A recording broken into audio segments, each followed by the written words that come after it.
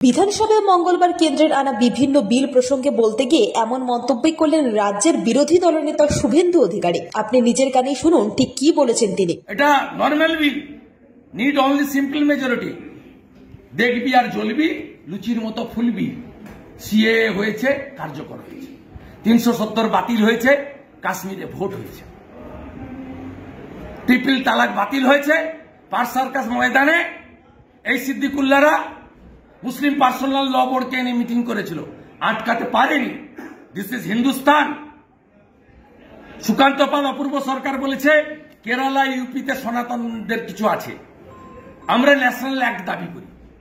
আমি মনে করি এই হাউসে দিল্লির ভারত সরকারকে অনুরোধ করে সনাতন বোর্ড তৈরির প্রস্তাব আনা উচিত।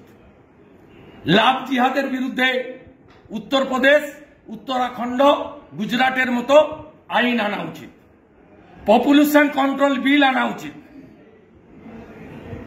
দুটির বেশি তিনটি মানে জন্ম নিয়ন্ত্রণ আটকানোর জন্য, কনভার্সন ধর্ম পরিবর্তন আটকানোর জন্য বিল আনা উচিত।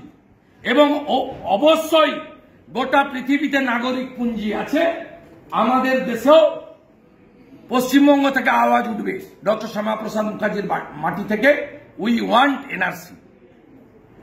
প্রত্যেকটা দেশের নিজস্ব নাগরিক পুঞ্জি আছে, আমাদের দেশে কেন থাকবে না?